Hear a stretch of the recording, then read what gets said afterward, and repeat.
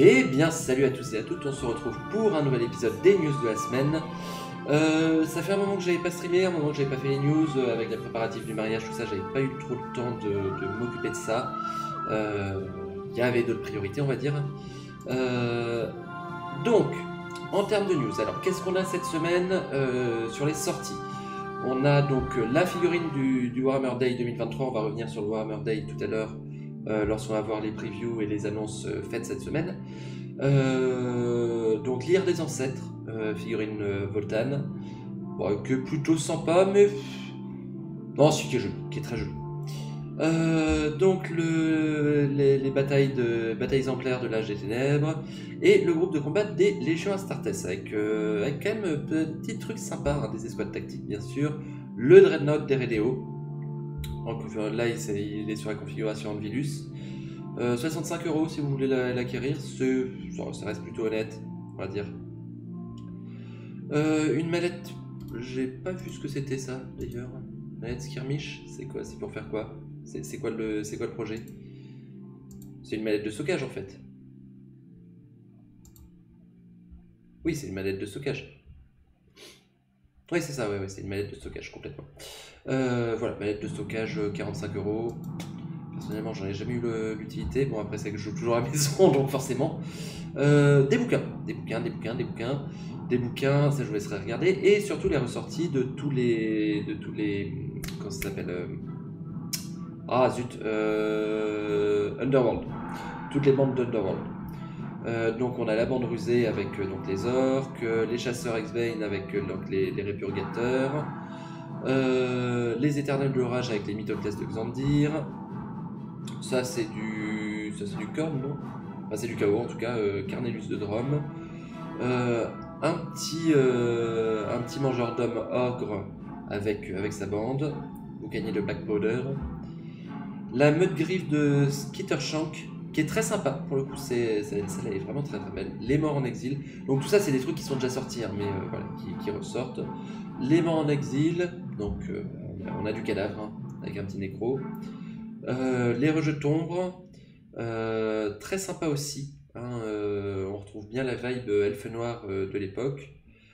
Les Cruel Boys braconniers et les Track Flammes de Vulkin. Bon, on a aussi un jeu sur le Seigneur des Anneaux, donc avec bataille à la tombe de Balin, donc dedans il y a quand même pas mal de trucs. J'avais regardé ça, il y a le troll, il y a bien sûr la communauté de l'anneau. Joliment aussi. Ah, zut. Non, ah je ne sais plus. Ça y est. Donc voilà, on a la communauté de l'anneau hein, au complet, avec Gandalf, Boromir, Aragorn, etc. etc. Bon, voilà, c'est... Voilà, on va se passer le commentaire. Legolas, déjà, il regarde pas, hein, il regarde pas là où il tire. Je suis désolé, mais là, même si c'est un elfe qui est très badass, il ne peut pas toucher sa cible, c'est pas possible. Gandalf est assez sympa. Gandalf, faut admettre, est assez sympa. Aragorn, à mon avis, il est abusé de l'hydromel, clairement. Donc ensuite on a les gobelins et le troll qui est par contre très sympa, hein. Mais voilà, ça c'est des... Faut pas trop regarder les yeux, on a l'impression qu'il a eu une mauvaise conjonctivite. Aïe aïe aïe, elles ont mal vieilli ces figues, hein. C'est dommage qu'ils aient pas décidé de ressortir des nouvelles figues du coup pour la sortie du jeu. Et on a la Deathgorge, donc nouveau jeu Underworld, enfin nouveau set Underworld. Je sais pas si ça m'a cliqué. Avec des figurines, j'adore le poulpe. Quand il avait annoncé, je vous avais déjà dit, mais je le trouve vraiment super sympa le poulpe. Globalement, les Deepkin, enfin les idonettes sont plutôt très très réussis. Les figurines de Slaanesh aussi. Hein. Bon là on sent que les excès ils sont partis là aussi. Hein. Mais non, très très sympa. Ah, donc 80 balles. 80 balles, alors en sachant qu'il y a le set avec les règles, etc. Bon, c'est pas donné, mais ça reste très très raisonnable. Et on a du Warcry également, chasseur et chassé.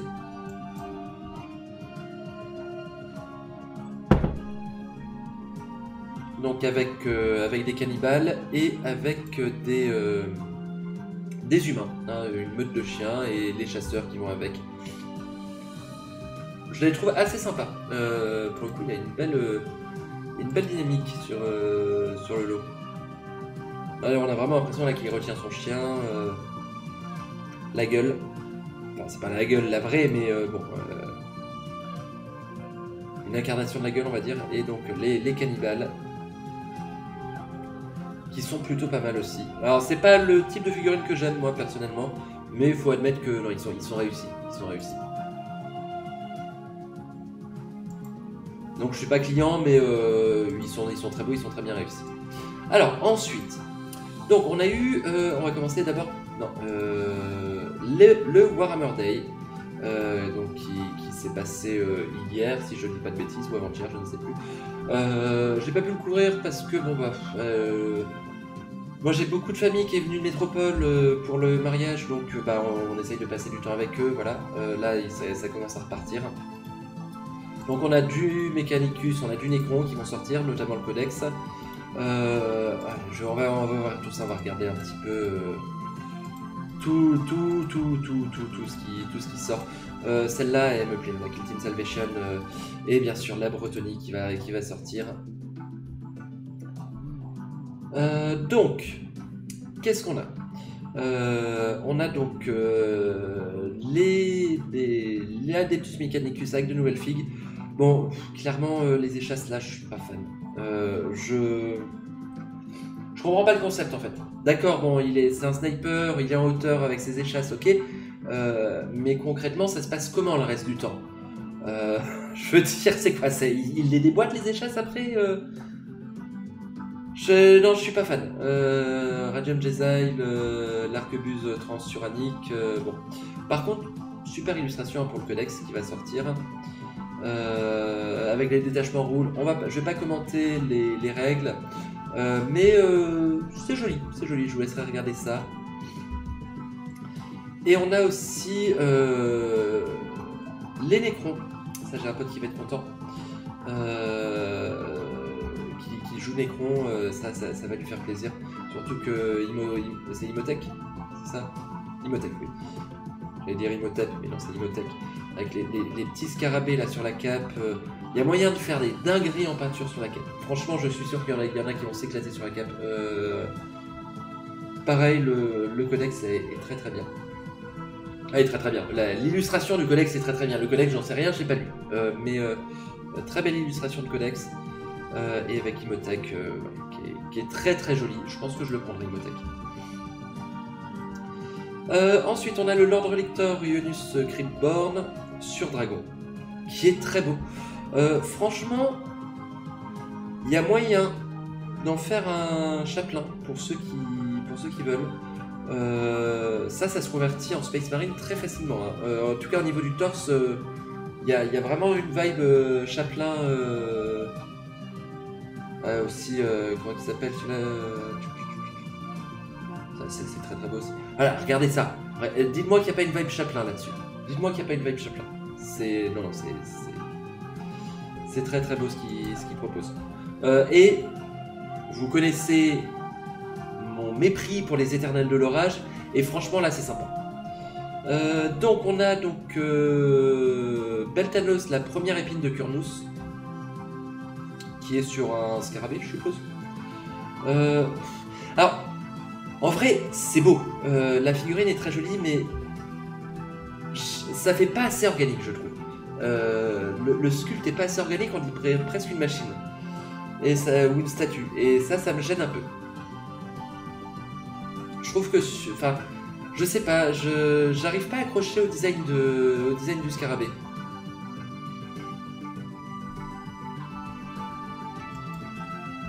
On a ensuite, c'est quoi ça déjà?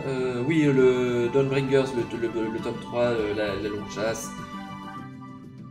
Voilà, donc ça, si vous voulez le prendre, quand il sortira, il faudra se dépêcher par contre, je pense, parce qu'il va pas rester longtemps. Ça c'était quoi? Ah oui, la Kill Team.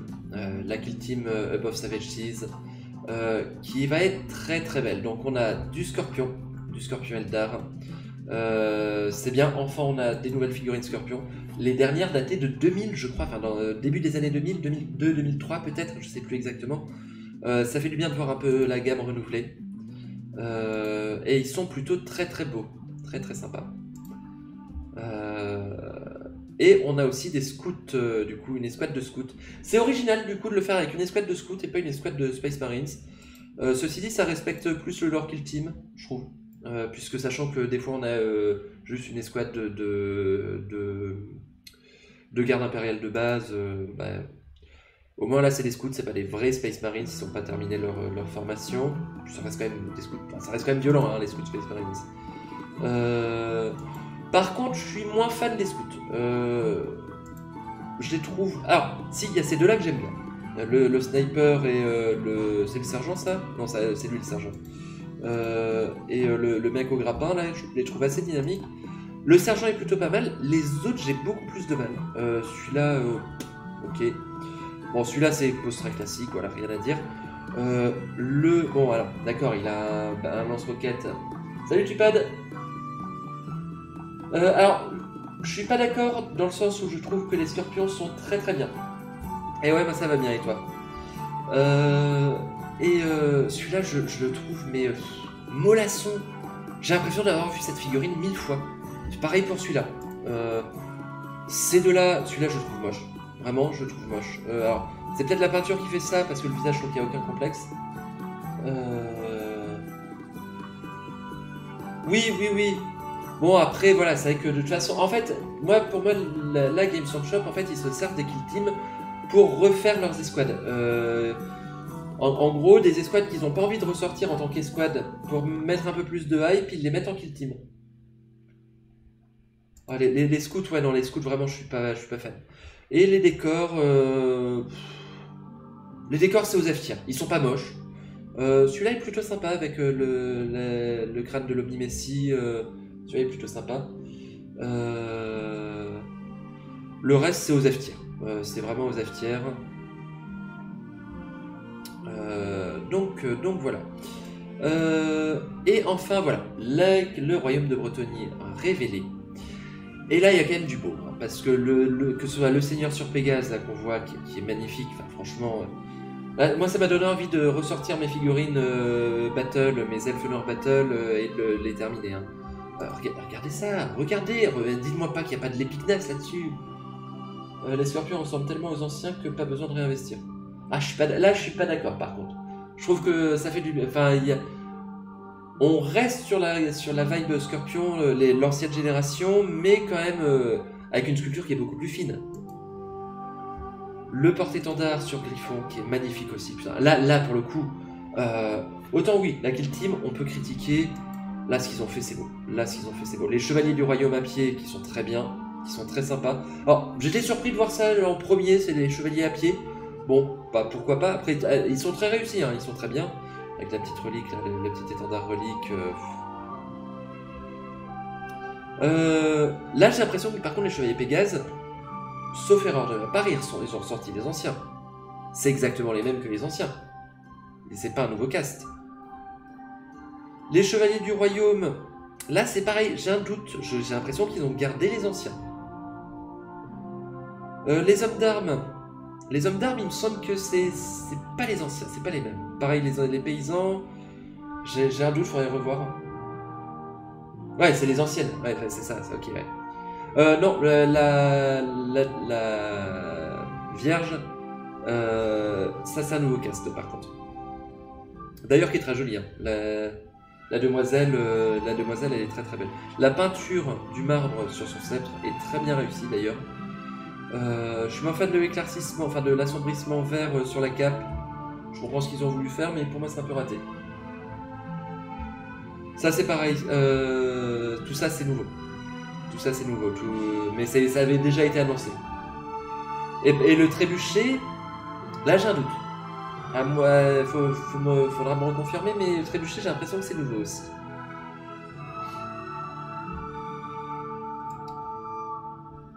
Donc voilà, les nouvelles figurines, c'est une dinguerie. Vraiment, c'est une dinguerie. Après, bon, il y a de la ressortie de l'ancienne. Ça fera plaisir aux nostalgiques. Je trouve quand même que, bah, que ce soit... Alors, autant les hommes d'armes et les paysans, je trouve que ça va. Ils ont encore une bonne vibe. Les chevaliers, je trouve qu'ils datent un peu. Les chevaliers Pégase, ça devient vraiment génial. Je trouve pas ces reveals folles. Alors, tout n'est pas fou, je suis d'accord avec toi. Mais il y a quand même quelques trucs sympas. Et donc, les news de la semaine. Je vais couper le son. Et... Voilà. Ah. Comment ça peut pas être lu? Bah alors? Recharger alors?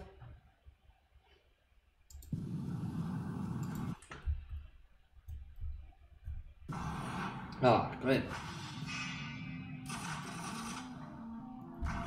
Welcome to This Week in Warhammer. My name's Lewis and it's time to take a look at what's happening in your favourite hobby over the next 7 days. The Ash Wastes are aflame. Donc nouveau livre Necromunda. Là je découvre en même temps que vous. Autant les Warhammer Day j'avais regardé un peu avant. Ouh, c'est joli ça. Oh ça c'est très joli ça par contre. Ah ça c'est très joli. Bon ça vieillit, hein. Ça vieillit. Il faut vraiment être fan du OP pour... Oh putain, oh ça vieillit. Oh qu'est-ce que ça vieillit. Aïe aïe aïe aïe aïe aïe aïe. Salut Philibert. Oh il est beau. Ah le consul il est beau. Le consul il est très beau. Ensure your high-tech gang has all the gear needed to survive outdoors with the Van Sar Ash Wastes upgrades, and employ the services of the Sky Syndicate by hiring a mind-locked weird who can set...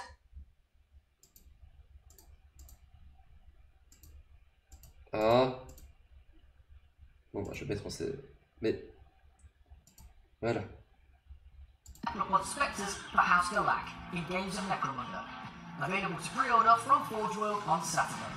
The Black Library has opened its doors once again. The End and the Death Volume 2 by Dan Adler will be available in hardback The End of the Death, La fin et la mort. Along with translations for French and German, available in paperback and ebook. Ok. Donc, ouais, on va un livre sur les bouquins, sur les Wordbearers. Ok,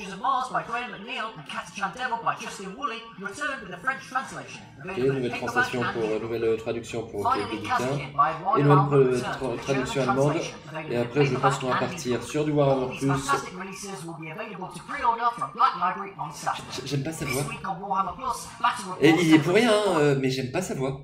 Je trouve qu'il a une voix assez désagréable. Donc voilà, le bouquin Necromunda.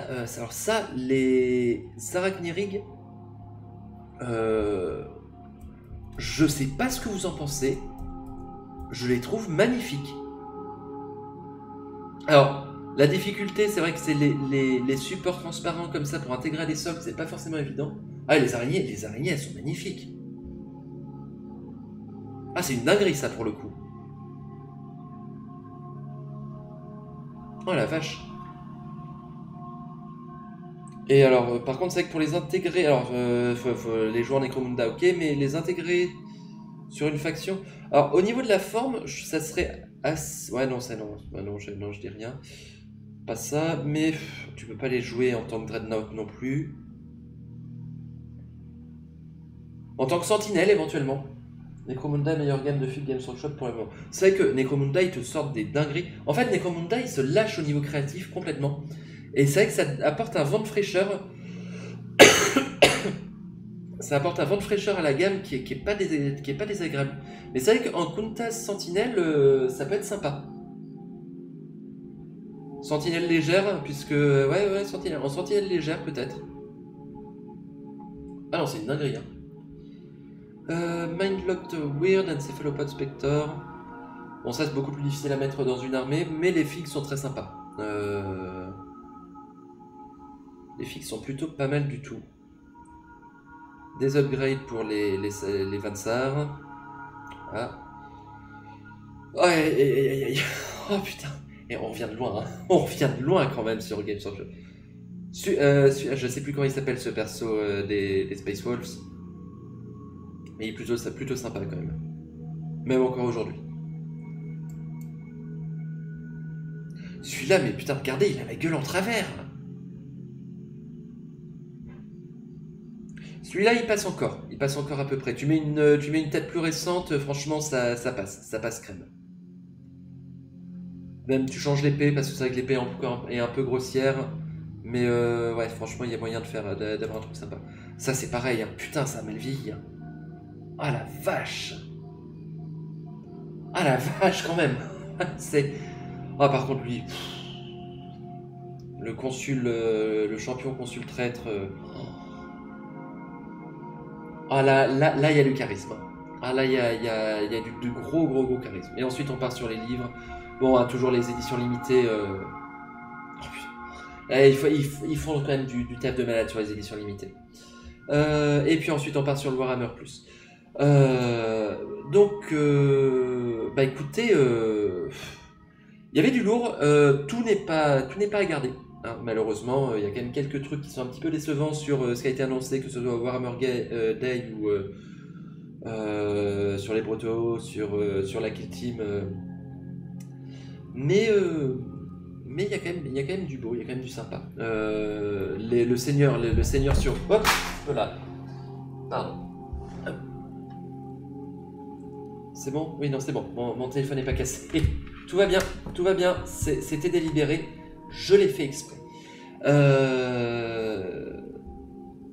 Le Seigneur Breton sur Pégase. C'est une dinguerie. Les araignées aussi. Grosse dinguerie. Et vous, bah du coup, n'hésitez pas à mettre en commentaire la sortie que vous avez préférée, l'annonce que vous avez préférée. Pour ça, que ce soit Warhammer Day ou sortie de la semaine, n'hésitez pas à me mettre ça en commentaire. Et moi, je vais vous laisser là pour aujourd'hui. J'espère que ça va bien se passer pour vous, que votre portefeuille ne va pas être en PLS. Et je vous dis à tous et à toutes une très bonne journée. Salut, bye bye.